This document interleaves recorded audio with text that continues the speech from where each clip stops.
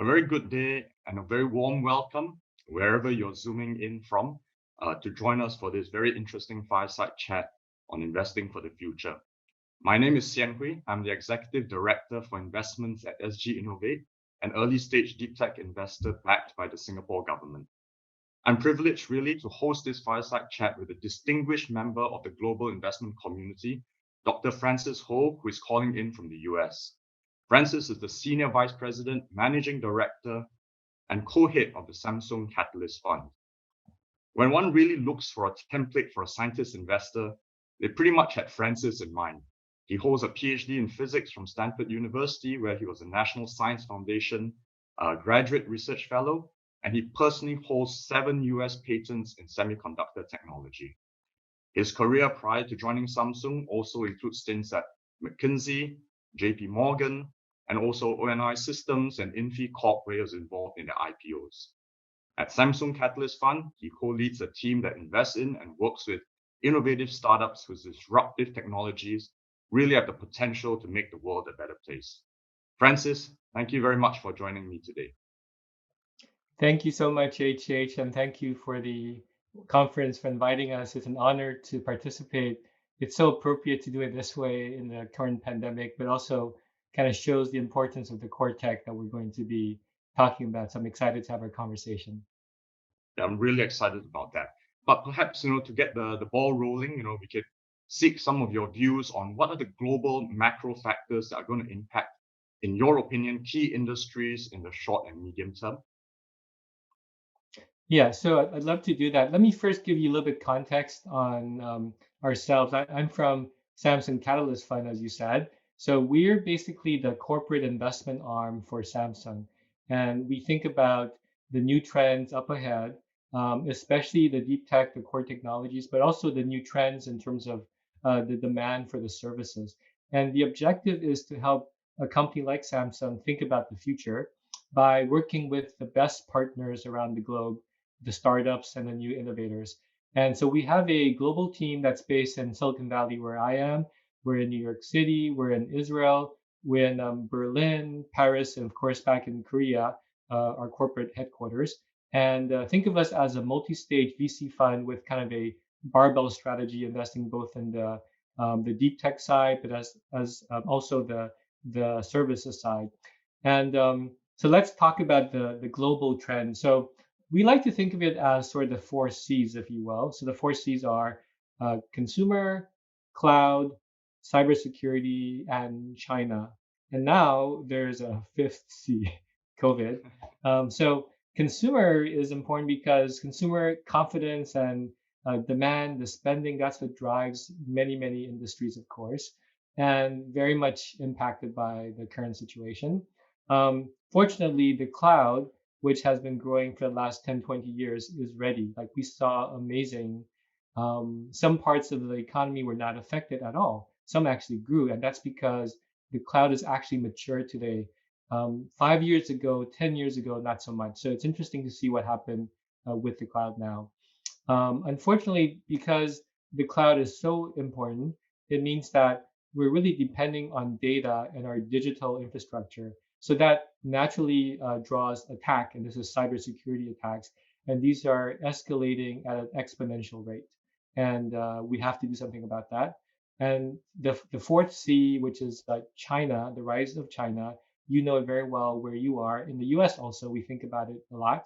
And it's a very complex topic. I won't get into the politics of it, but the facts are that China's rise as a new player at the table, everybody has to think about what that means for the future. Concretely, for the deep tech, such as semiconductor, it's leading to very complex decision making for companies, big and small. And so this is really changing the global competitive picture.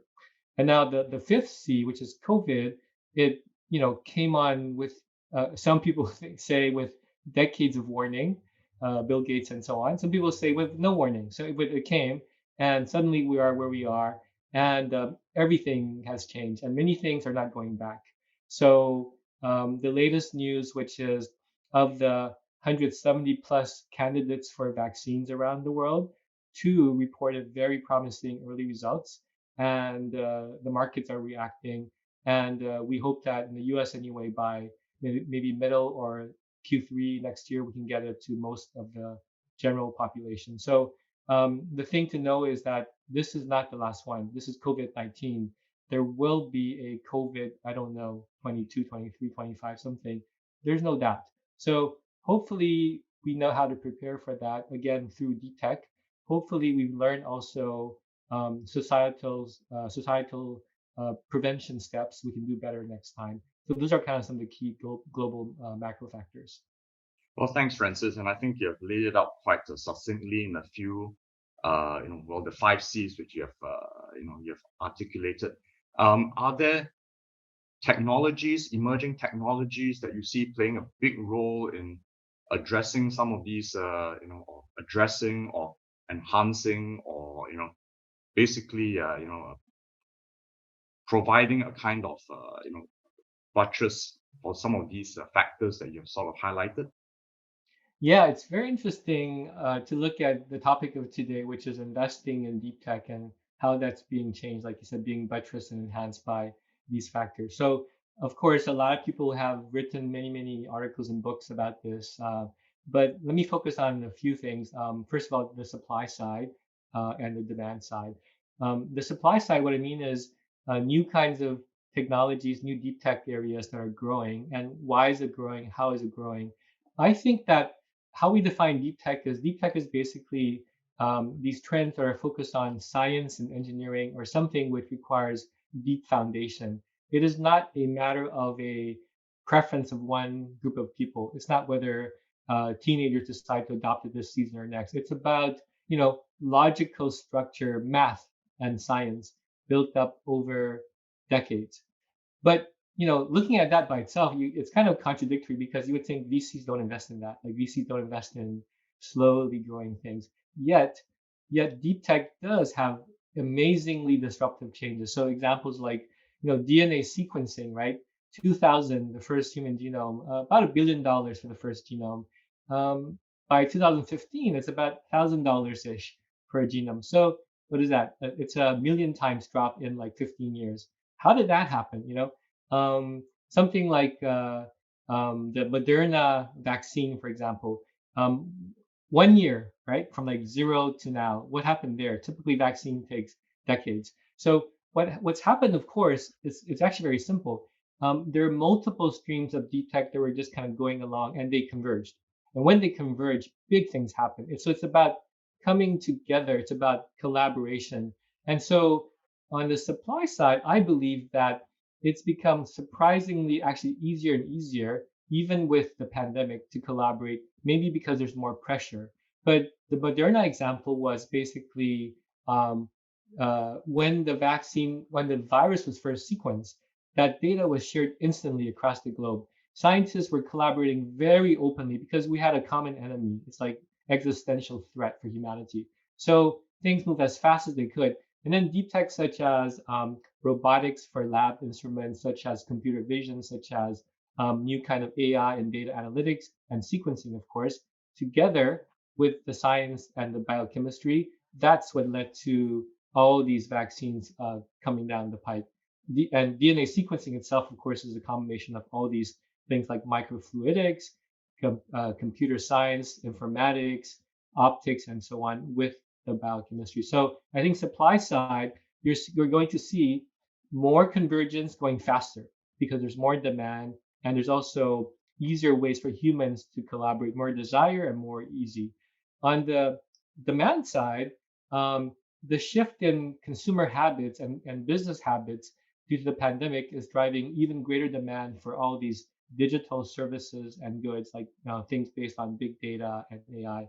Um, at the same time, as you know, Moore's law has basically stopped. So there is no longer a free ride by waiting for next gen of chips from Samsung, TSMC, Intel, whatever, to give you better price performance, lower power. It's kind of the free thing is over. So what that means is that there's this kind of Cambrian explosion of like this amazing force of new ideas now to attack this. So go after different ways. And this is a very exciting time to find how to deliver more bits, more compute, more cycles, whatever, with less energy, less cost for more people. And so this is what we're seeing in deep tech right now. It's all these ideas coming together to solve this very big problem about how to serve this huge demand. Actually, What do you think on your side, HH? Are you seeing a lot of these trends also? actually, we are also seeing the same trends, and that is very interesting because COVID-19 has sort of accelerated the trend towards collaboration. I think one of the challenges or one of the things which occupies my mind is whether or not it is here to stay. Is this going to continue post COVID-19 when the people start to travel again and when life tries to go back to some semblance of normality? Um, so, Francis, what do you think? Is it here to stay? We aren't sure as well. We hope it is, but we are not really too sure. We don't have enough sufficient data, really. Do you see that being the case in the US? Our feeling is that some things are here to stay. For example, working from home, right? And there are some good sides and bad sides. Working from home, clearly, it's more convenient. There's no commute, but it's hard to have a close relationship with your coworkers. It's very hard to be a new worker because it's hard to get blended into Yeah. the culture to learn about the more experienced people. But what you're seeing though is that working from home and telecommute and the cloud and all that, Zoom, right? It is enabling you to have talent that crosses borders. Now, talent is now frictionless, basically. That's really important. So again, back to this collaboration idea for deep tech, talent is now free to move anywhere instantly, even more than before. It's like we always sort of knew that, but now we see it and it's in front of our eyes. So I think that's never going to go back. At the same time, to run a good company, efficient company, to have a culture, you do need, I think, interpersonal relationships that are built by face-to-face contact. So when that's available again, guaranteed that's going to come back. So I think you'll have a hybrid, but the floodgates, I believe, have opened up. Yeah.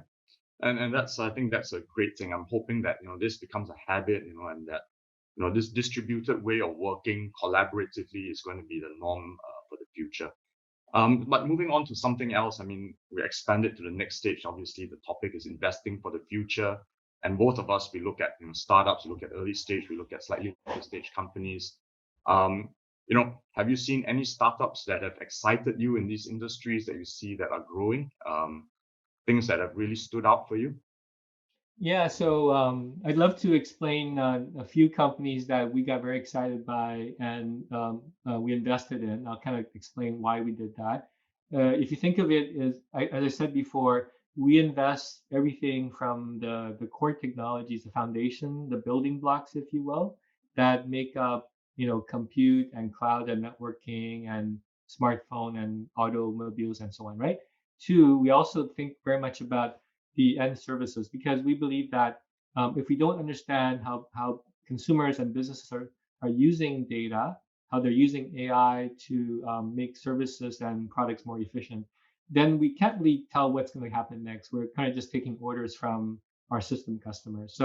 So we believe it's important to understand both the foundational stuff as well as the demand drivers down the road. And that's basically how we organize our investment activities. So on the foundational stuff, we have been a heavy investor in the core semiconductor technologies that accelerate machine learning and data movement because so much value is being created by taking large volumes of data and applying the right algorithms for learning to automate services and different kind of innovation. And so to do that efficiently, we invested in several companies. For example, one is called Fungible.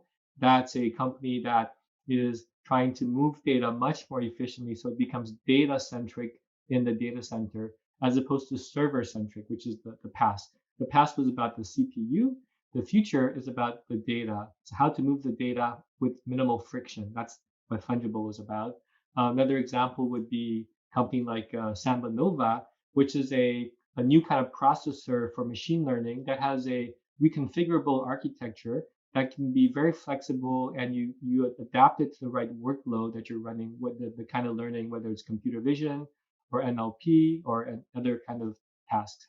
So that's like one topic. A very futuristic topic, I think also something you look a lot also is quantum, right? And quantum computing we made an investment in a company called IonQ, which is a way to use atoms or atoms which have a few electrons missing. They're called ion, right? Ions are kind of like perfect uh, qubits in nature because an ion, by the laws of quantum physics, is identical. An ion is an ion is an ion. It's indistinguishable by the laws of quantum mechanics. So it's a very nice way to make a quantum computer by using some very interesting optics and semiconductor kind of trap technologies to make a perfect array of qubits and try to use that to do computing. That's an exciting investment. That's kind of longer term, but very fundamental. And then much more towards application side, we have been investing a lot in the mobility space, smart mobility space. So this means things like self-driving cars or delivery vehicles that take groceries to the home, or maybe in the factory or in the warehouse, how to manage the inventory, pick the shelves, and so on. So a key technology for that is 3D sensing, also LiDAR. So we invest in a company in Israel called Innovis, which has a very strong technology for using MEMS micromirrors and lasers to do LiDAR for applications like automotive and robotics. And then on the application side, I want to mention two categories. One is healthcare. So healthcare is one of the most interesting topics these days because, of course, because of COVID and the stress on the healthcare system, but also because we're seeing the convergence between digital technologies and healthcare technologies and what's called digital health. So we invested, for example, in a company called Preventus, which is a patch on the chest which can measure every single beat of your heart and take it to the cloud. And there's AI watching that, looking for some kind of bad rhythm that's going to be dangerous, and then they report it to your doctor. We also invest in a company called Genome Medical, which is now addressing the idea of genomics and using your genes, your DNA, to look at health risks. And there's a gap there today, which is the human expertise to understand how to interpret your DNA. So this company, Genome Medical, is combining telehealth using the internet and genomics and expertise to make a service that's very democratizing and serving everybody. And then finally, I want to give a couple other examples in a completely different space, which is fintech and insurtech. We invested in a couple of companies in Europe. One is called Solaris Bank, which is a financial services banking as an API company. It allows any company that has large customer bases to offer financial services without having expertise in the regulatory and other things.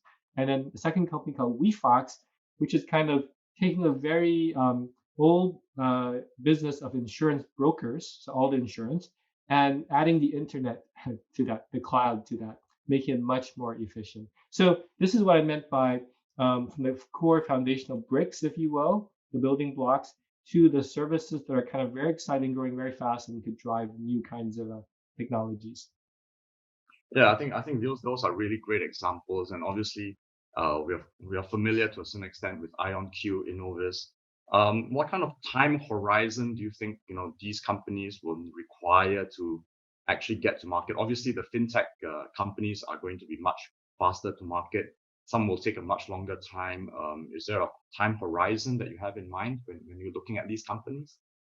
For us, because we're a strategic investor, in the end, we invest because there's a way to think about by making the investment, we can make our business in the future somehow better, right? For Samsung, if I work for another company, that's what I would think also. So it comes back to how does this topic kind of intersect with Samsung's future plans? If it's a topic that's very close to us, our current business, such as semiconductor, then we can go much earlier stage because if it's a chip company, we can help with basically everything. Even the chip design in some cases, certainly for partnerships, for collaboration, for customer relationships, and of course for capital. So for those kind of investments, we can go very early up to seed stage. So we've seeded some companies from zero, basically. The other extreme would be like the Solaris Bank and WeFox, where financial services for Samsung Electronics is really not our strength. We don't really do much as a business today. We'd like to participate, but we need to learn. So it's kind of not that exciting for us to invest in an early stage fintech company because there's nothing to do for us besides watch them. We can't help them. We don't have the expertise and network, right? So we choose to go much later when they're about to go to market. So, for example, Solaris Bank, Samsung and Solaris jointly came to market a few months ago with in Germany with Samsung phone and their kind of card service. So that's an example of going much later. So we pick and choose based on the sector and how it aligns with our strategy. Okay, so I think I'm going to ask probably a variation on that particular question because it's going to be of interest to startup founders who are listening in on this fireside chat. And obviously things like your venture investing activities. You have given a few examples on how you can help semiconductor startups. You can go in at an early stage with a huge conglomerate like Samsung to adopt new technologies and enter new markets. Are there any other areas that you are willing to go in a bit earlier, or where you think that Samsung might have a competitive advantage in helping very early stage companies? So I think where we've gotten very early, an example you might say is like quantum computing, because it's almost by definition early. Quantum is one of those areas where it's probably 5 to 10 years out or something like that in terms of commercial value for these things. So there we go in early because we believe that some of the core technologies that you're going to develop. So think about again for IonQ, right? What you're doing is you're controlling single atoms with amazing precision. Low noise, measurement, positioning, control. So we believe that such technologies will be useful. We don't know how or when, but getting in on that seems like a good idea. And then there's a lot of semiconductor and optics technologies required for those kinds of systems. And this is true, by the way, for other kinds of quantum, whether it's superconducting or silicon and so on, right?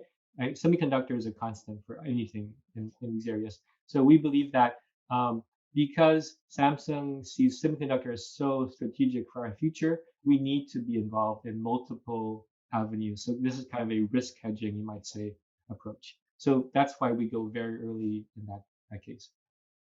Okay, I think time is getting short, so I'm going to ask you one last question. So even beyond COVID, the world is facing huge challenges, climate change, lots of other challenges relating to supply chain, food, and all that. A lot of them have been laid out in the UN 17 Sustainable Development Goals. What role do you think technology will play in addressing these challenges that the world is going to face? Yeah, yeah, that's a great question. So, of course, it's important for us that we try to look ahead and we see really the essential problem facing the world is sustainability. If you think about it, all problems are really a mismatch between long-term and short-term thinking. Uh, Climate, COVID, all these things are about long term, short term. So we want to find a way to kind of help with the long term thinking. And we needed to find a way that pulls together partners from around the world. So about 2 years ago, we saw an opportunity to create a new organization focused on tech for good and harnessing the power of large organizations like yourself, like us, other corporates, VCs, and so on. So we created this nonprofit called Extreme Tech Challenge, and the idea is that it's not a typical startup competition. Instead, it's a way to accelerate how these new startups are kind of discovered, like a talent search around the globe. And then you match them up with the right resources in terms of experts and corporates or VCs or nonprofits and so on. And this was structured around the UN 17 SDGs. And of course, you and SGInnovate have been a great partner. So really appreciate your help with that. And this is not about Samsung. This is about together with I think 36 partners right now around the world, right? So it's bigger than any one company. It's about how do we think about saving all of us via these technology kind of innovations.